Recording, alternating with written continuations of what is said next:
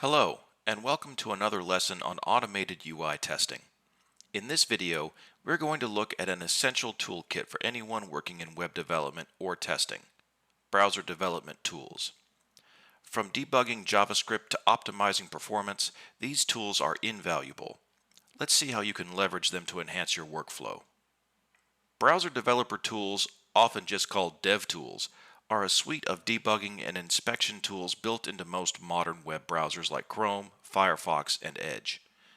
These tools provide deep insights into the internals of web applications, allowing you to inspect HTML elements, modify CSS styles on the fly, debug JavaScript, and monitor network activity.